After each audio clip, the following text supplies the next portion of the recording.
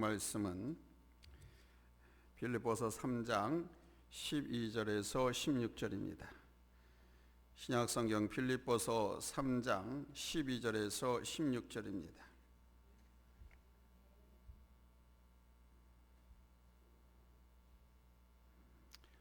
말씀은 우리 다 같이 아멘합니다. 한 목소리로 12절로부터 16절까지 합독하겠습니다. 12절 시작. 내가 이미 얻었다 함도 아니요 온전히 이루었다 함도 아니라 오직 내가 그리스도 예수께 잡힌 바 된 그것을 잡으려고 달려가노라. 형제들아, 나는 아직 내가 잡은 줄로 여기지 아니하고 오직 한 일, 즉 뒤에 있는 것은 잊어버리고 앞에 있는 것을 잡으려고 표대를 향하여 그리스도 예수 안에서 하나님이 위에서 부르신 부름의 상을 위하여 달려가노라. 그러므로 누구든지 우리 온전히 이룬 자들은 이렇게 생각할지니 만일 어떤 일에 너희가 달리 생각하면 하나님이 이것도 너희에게 나타내시리라. 오직 우리가 어디까지 이르렀는지 그대로 행할 것이니라. 아멘. 할렐루야. 날씨가 쌀쌀해지고 계속 낮아지고 있는데 예배드리는 이 공간에서는 하나님의 은혜가 우리를 둘러진쳐서 우리를 따뜻하게 편안하게 포근하게 감싸주시고 여러분 은혜 주실 줄로 믿습니다. 오늘은 본문 말씀을 중심으로 해서 빌립보서 강의 17번째 시간인데 말씀의 제목을 이렇게 설정했습니다. 자기 희생과 예수 그리스도의 비전. 자기 희생과 예수 그리스도의 비전이라고 설정했습니다. Self-sacrifice and the vision Jesus Christ.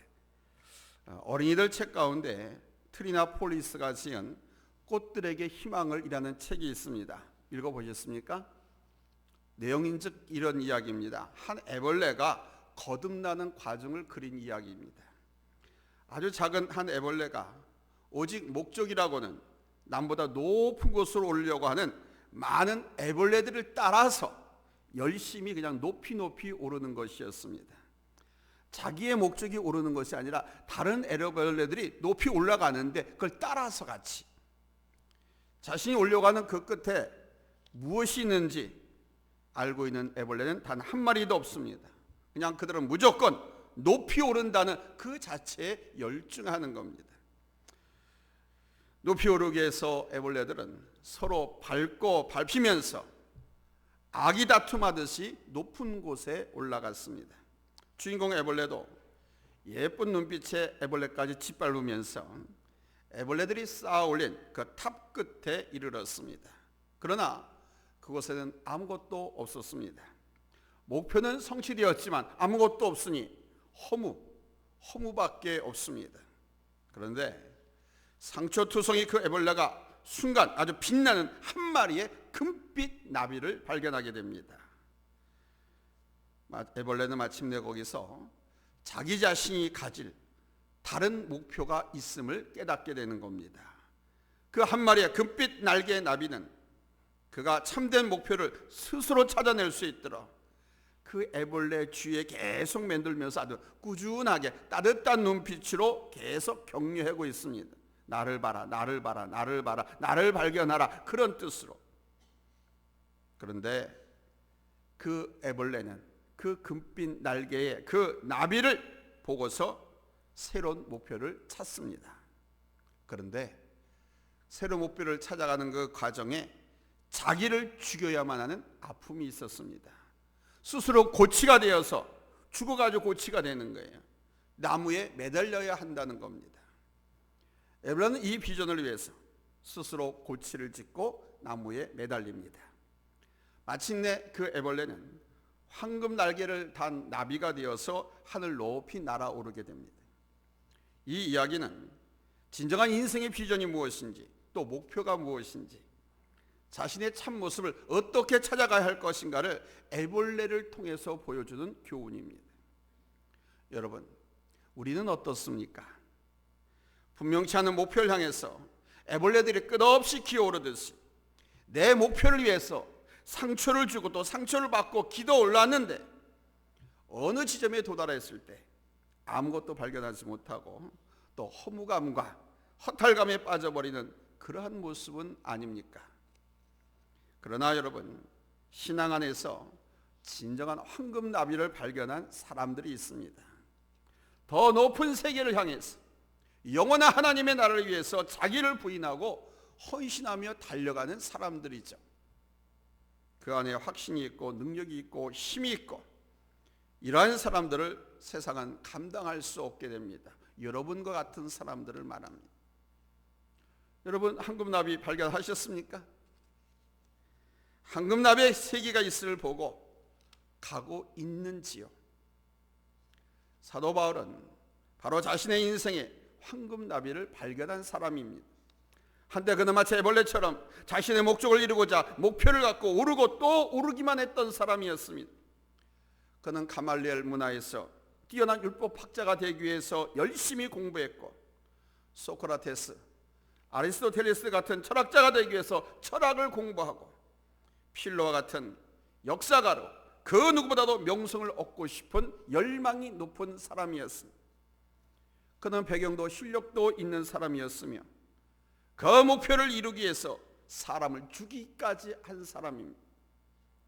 오늘 우리가 본 빌보서 3장 6절의 앞부분에 보면은 바울은 열심으로는 교회를 핍박하고 율법의 의로는 흠이 없는 자로다라고 스스로 자기를 밝히고 있습니다. 그러나 그러한 그가 예수 그리스도를 만남으로 자기에게 유익하던 것을 예수 그리스도를 위해서 다 해로 여기고 모든 것을 배설물로 여긴다라고 말하고 있습니다. 바울은 한 마리의 금빛 나비, 곧 예수 그리스도를 발견한 것이죠. 예수 그리스도를 발견하기까지는 자신은 애벌레처럼 오르기 위해서 오르고 또 올랐습니다. 무조건 오르는 데까지 열중을 했습니다. 그 과정에 많은 사람을 아프게도 하고 짓밟기도 하고 죽이기도 했습니다. 스데반 집사님의 순교에 참여해서 그를 죽이기도 하고, 더 열심으로 다메섹에 있는 성도들을 핍박하기 위해서 다메섹으로 달려가기까지 했습니다.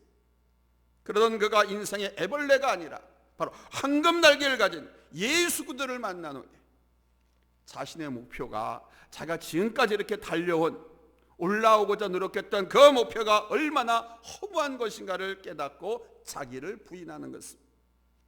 자기를 희생해서 예수 그리스도 안에서 비전을 얻고 그 안에서 목표를 다시 설정하게 됩니다. 그래서 이렇게 그가 고백합니다.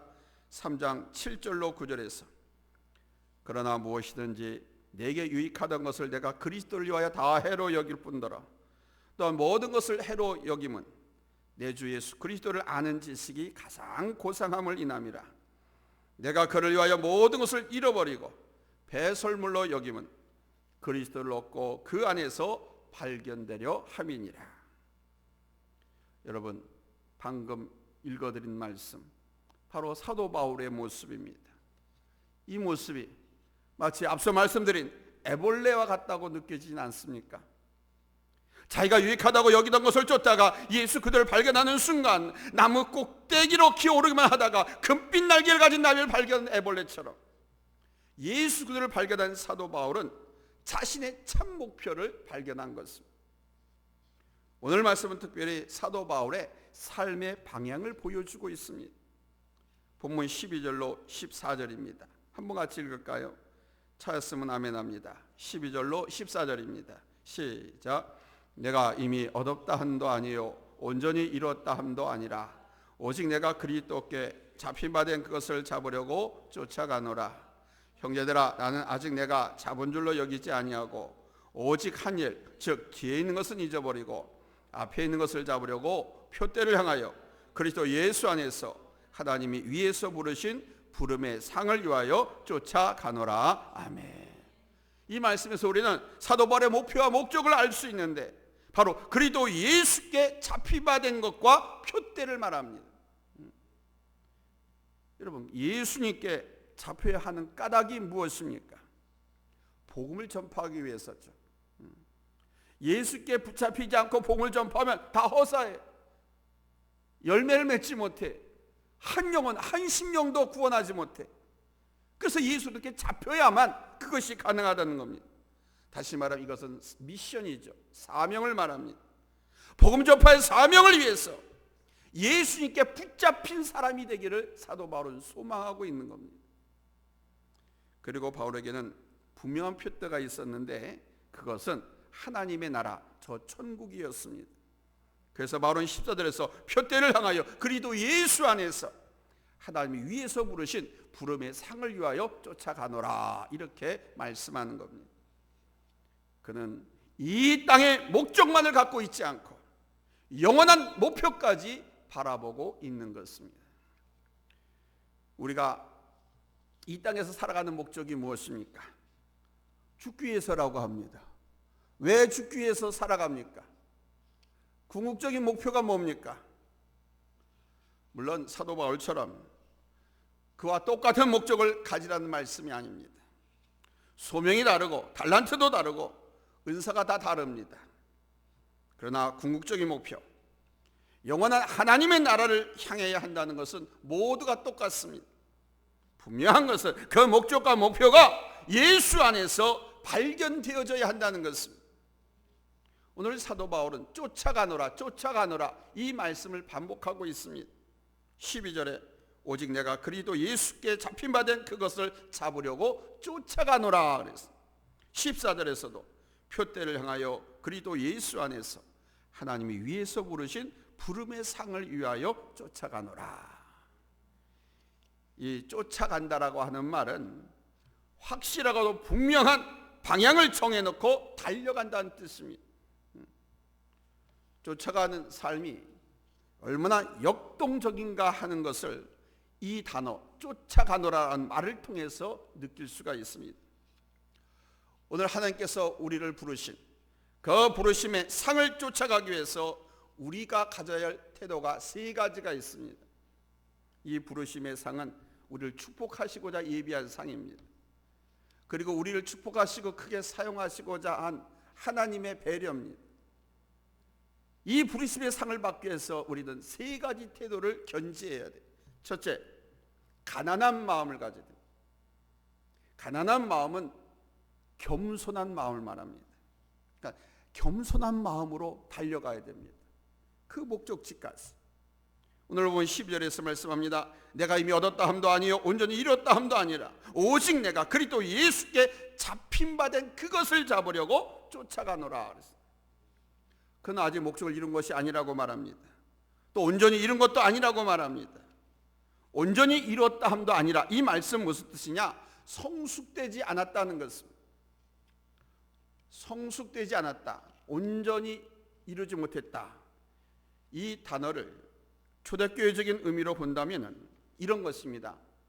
그가 아직 순교할 정도로 성숙하지 못했다, 이런 표현입니다.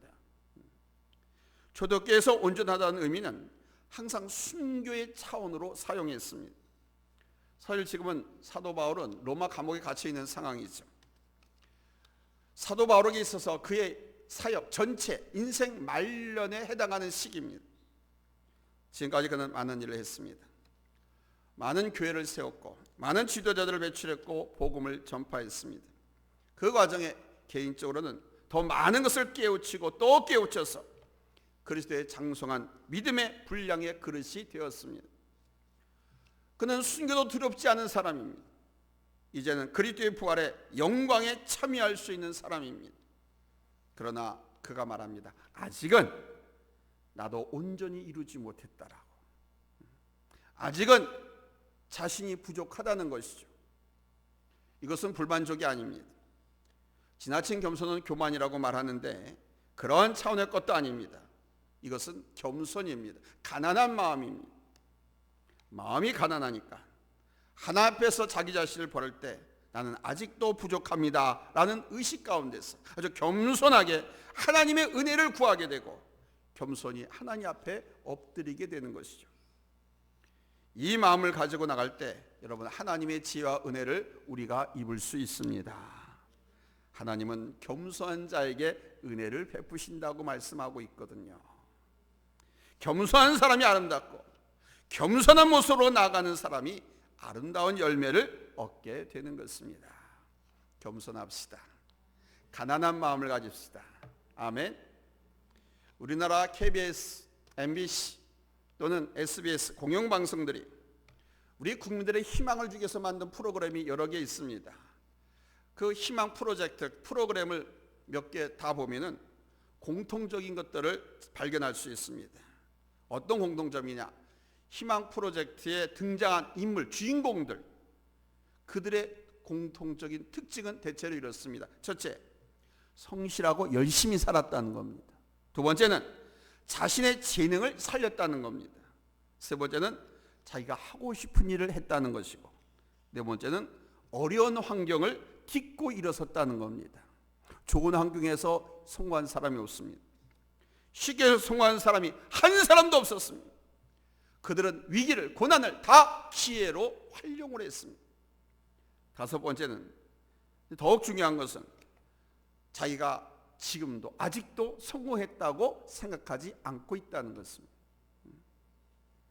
그들은 현재를 종착점으로 생각하지 않고 있습니다.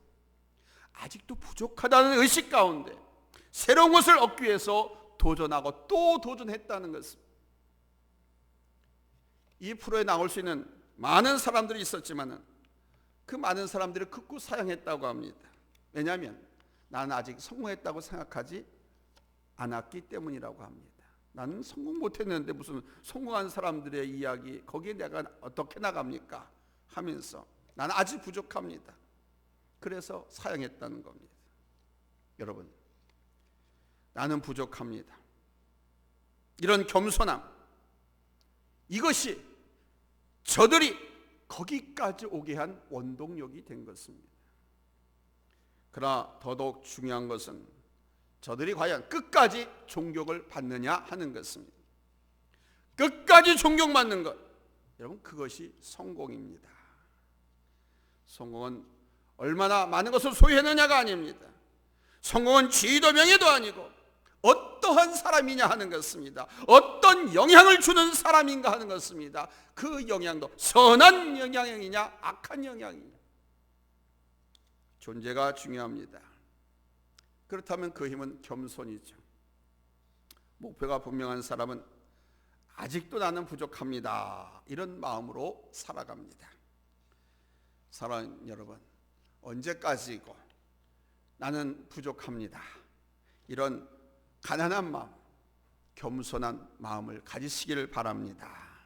하나님 앞에서 가난한 마음, 겸손한 마음으로 은혜를 구하면 하나님께서 우리를 불쌍히 여기시고, 남들이 볼 땐 그가 성공한 것 같고 남들이 볼 땐 웬만큼 됐다 싶은데도 불구하고 하나님 앞에 가난한 마음, 겸손한 마음을 가지고 은혜를 구하면 하나님께서 은혜를 주십니다. 아멘. 하나님은 우리에게 은혜 베푸시는 것을 인색하게 하지 않습니다. 가난한 마음을 가진 사람, 겸손한 마음을 가진 사람에게 은혜 베푸시기를 즐겨하시고 기다리고 계시고 찾고 계십니다. 그러나 교만한 사람은 안 그런 척 숨어 지낸다 할지라도 하나님께 찾아서 찍어서 멸망을 시킨다고 그랬어요. 그러므로 우리는 항상 가난한 마음, 겸손한 마음으로 옷을 입읍시다. 아멘. 두 번째 됐습니다. 목표가 분명한 사람은 과거를 잊어버려야 한다는 것입니다. 목표가 분명한 사람은 뒤를 돌아보지 않고 앞에 있는 것을 향해서 나가는 사람이라는 겁니다. 곧 과거에 집착하지 않는다는 것이죠. 사도 바울은 13절에서 말합니다. 형제들아, 나는 아직 내가 잡은 줄로 여기지 아니하고 오직 한 일, 즉 뒤에 있는 것은 잊어버리고 앞에 있는 것을 잡으려고 달려간다, 이렇게 말하고 있습니다. 뒤돌아보지 않겠다는 것이죠. 그것이 축복이거나 성공적인 과거이든 아니면 실패한 불행한 과거이든 뒤돌아보지 않고 그냥 오직 앞으로만 나가겠다는 것입니다. 사도 바울에게는 분명 복음의 열매를 맺는 성공적인 과거와 실패의 과거가 있었습니다. 복음을 전하면서 많은 오해와 핍박을 받았죠. 여러 가지 재난과 질병 가운데서 얼마나 고난하고 어려움을 당했는지 모릅니다. 아픔들이, 슬픔들이 너무도 많았어요. 그런데 그것까지도 다 잊어버렸다라고 말합니다. 알란 레드파트라고 하는 분의 승리하는 그리스도인의 믿음 생활이라고 하는 책에 보면 이런 말이 있습니다. 과거의 죄를 잊으십시오. 하나님께서 이미 용서하셨기 때문입니다. 과거의 실패를 잊으십시오. 사탄은 늘 과거를 통해서 우리를 괴롭히고 있기 때문입니다. 과거의 축복을 잊으십시오. 옛날에 다시 매이기 때문입니다. 과거의 성공을 잊으십시오. 안일에 빠지기 쉽기 때문입니다. 여러분의 기억에 남는 과거가 무엇입니까? 하나는 성공적인 과거, 좋은 과거일 것이고, 또 하나는 실패한 과거, 나쁜 과거일 것입니다. 이 두 과거 중 우리가 기억하고 간직해야 할 것이 무엇일까요? 둘 다 아닙니다. 우리가 앞으로 나가기 위해서는 우리의 과거가 좋은 과거든 나쁜 과거 둘 다 잊어야 됩니다. 다 잊어야 됩니다. 지금 이 자리에서는 우리에게 꿈을 주시고 비전을 주시고 우리와 함께 하시겠다고 약속할 그 하나님 앞에서는 오직 앞만 보고 내다보고 나가야 됩니다. 과거의 성공과 축복 다 잊어버려야 됩니다. 이 세상에 가장 위대한 사람이 있다고 하면 모세를 당연히 예를 들 겁니다. 모세만큼 큰 업적을 이룬 사람이 없습니다. 그런데 신명기 34장 6절에 보면 벳볼 맞은편 모압 땅에 있는 골짜기에 장사되었고 누가? 모세가. 오늘까지 그 묘를 아는 자가 없느니라 그랬습니다. 모세가 모압 땅 골짜기에 장사되었는데 아무도 그 묘를 아는 사람이 오늘날도 없다는 거예요. 사실 그래서 성지순례가도 이 모세의 묘를 찾아가 본 적이 없어요. 아무도 모르는데 모세의 묘는 철저하게 비밀에 붙여졌습니다. 하나님께서 모세의 묘를 이스라엘 백성들이 알게 하시지 않으셨습니다. 왜 그러셨을까요? 왜 그러셨을까요? 여러분 어떻게 생각하십니까?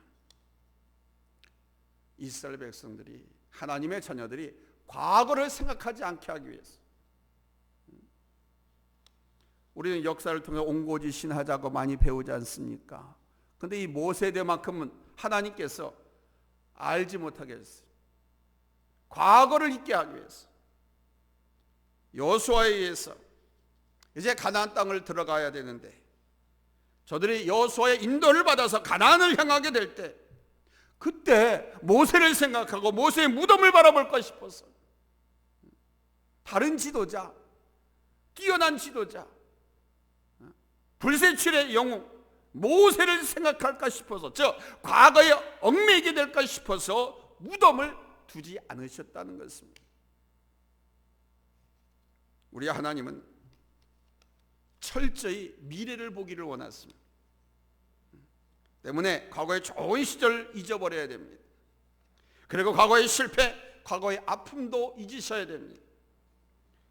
지난 시간에서의 실패와 아픔들에서 벗어나지 못하면 과거의 사람으로 머무를 수밖에 없습니다. 21세기를 살면서 19세기에 존재할 수도 있어요. 우리의 생각이, 우리의 사고가 과거로 돌아가면 더 이상 전진할 수가 없습니다. 이 과거의 실패든 성공이든 이것을 깨끗이 잊어버려야, 이것을 깨끗하게 정리하고 출발해야 우리가 정리할 수 있는 겁니다. 전진할 수 있는 거예요. 가볍게 전진할 수 있는 거예요. 사도 바울은 뒤의 것을 다 잊어버렸다라고 밝히잖아요. 자기가 한 일, 그 일에 잘된 일이든 잘못한 일이든 과거에 집착하지 않고 오직 앞에 있는 것만 바라보고 전진한다는 것입니다. 여러분 구약 성경에 나오는 요셉, 요셉의 훌륭한 점이 뭔지 아세요?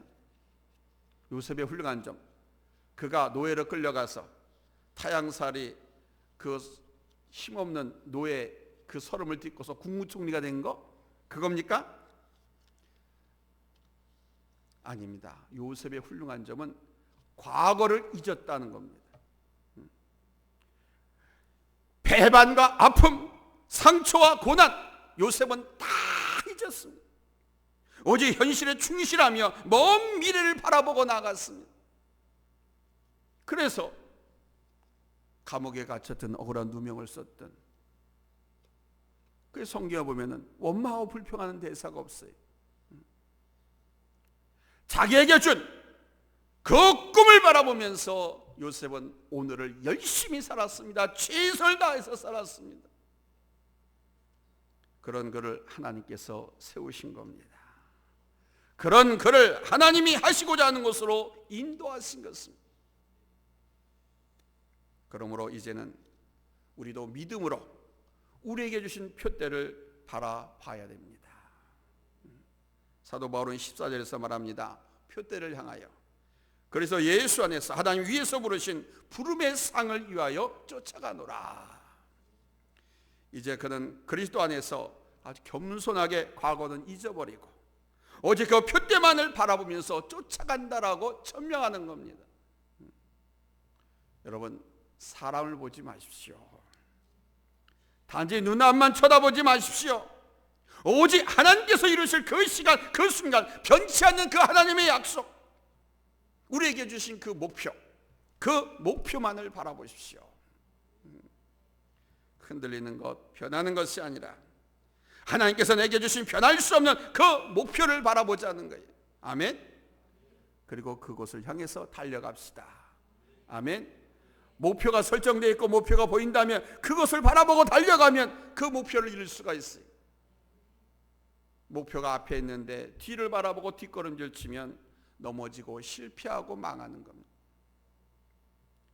그 표대를 놓치고 우리의 시선이 좌우로 밑으로 아래로 엉뚱한 곳으로 갈 때 우리의 인생의 방향도 엉뚱한 방향으로 가게 되고 결국 엉뚱한 결과를 낳게 됩니다. 실망합니다. 절망합니다. 넘어집니다. 내가 붙잡아야 하는 것, 내가 가야 하는 곳에 대해서 여러분 초점을 놓치지 마십시오. 그러기 위해서 우리는 믿음을 가져야 됩니다.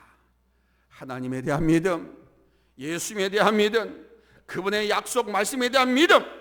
아멘. 믿음을 가지십시오. 더욱더 믿음으로 바라보십시오. 바울의 표대는 눈에 보이는 것이 아니었습니다. 바울의 표대는 믿음으로 볼 수 있는 것이었습니다. 오직 그리스도 예수 안에서만 볼 수 있는 것이었습니다. 우리 앞에 있는 것은 단지 보이는 것만이 아니죠. 보이지 않는 것들이 있습니다. 사실 보이는 것보다 보이지 않는 것들이 더 크고 더 위대한 것들입니다. 그 믿음의 표대를 향해서 믿음의 눈으로 바라보면서 앞을 향해 나가야 될 줄로 믿습니다. 하나님께서 이스라엘 백성들을 가나안 땅으로 이끌어내실 때 그들은 가나안을 눈으로 본 것이 아닙니다. 모세를 통해서 하나님께서 가나안으로 가라 하셨다고 하는 말을 들은 것뿐입니다. 말을 듣고 그들은 가나안 땅을 봤습니다. 보지 못했지만 약속을 받았습니다. 그 약속, 그 땅이 그들의 목표가 됐습니다. 모세는 믿음으로 그 땅을 바라보면서 40여 년의 긴 시간을 이스라엘 백성들 이끌고 광야길을 걸어 가나안 땅 목전까지 왔습니다. 믿음이 없이는 볼 수도 없고 믿음이 없이는 걸을 수도 없고 믿음이 없이는 얻을 수도 없는 세월이었습니다. 사랑하는 성도 여러분, 이제 목표를 예수 그리스도 안에서 들여다 보셨습니까? 예수 안에서 더 높은 목표가 있음도 발견하셨습니까? 우리는 애벌레 인생으로 끝나는 것이 아닙니다. 최종적으로 부활의 영광에 참여하는 그날이 있습니다. 하나님께서 우리를 위로부터 부르신 부름의 상이 예비되어 있습니다. 변하지 않고 흔들지 않는 그날을 바라보면서 항상 겸손한 마음, 가난한 마음으로 과거를 잊어버리고 달려갑시다. 우리 주님께서 우리와 함께 하실 것입니다. 보라, 내가 세상 끝날까지 너희와 항상 함께 있으리라. 할렐루야. 기도합니다. 하나님 감사합니다. 오늘도 하나님의 음성 저희들이 들을 수 있는 믿음을 허락하시고 이곳에 앉아서 하나님께서 우리를 이끄시고자 하는 그 목표, 그 땅을 바라보게 하시니 감사합니다. 그 목표를 하여 믿음으로 한 걸음 한 걸음 주님과 동행하는 저희들 되게 하여 주시옵소서. 과거에 실패한 신앙생활, 믿음 없이 하나님 앞에 죄만 지었던 원망과 불평 속에 주저앉았던 모습들을 또 잊어버리게 하시고 이제는 주께서 주신 약속, 주님께서 우리에게 주신 제시한 그 목표, 그것만을 바라보며 믿음으로 한 걸음 한 걸음 달려가게 하여 주시옵소서. 주의 말씀에 의지하여 그물을 깊은 곳에 내렸던 제자들처럼 오직 주의 말씀이 우리의 길이고 빛이고 등불이 됨을 알아 주의 말씀에 순종하며 살아가는 저희들 되게 하여 주시옵소서. 예수님의 이름으로 기도하옵나이다. 아멘.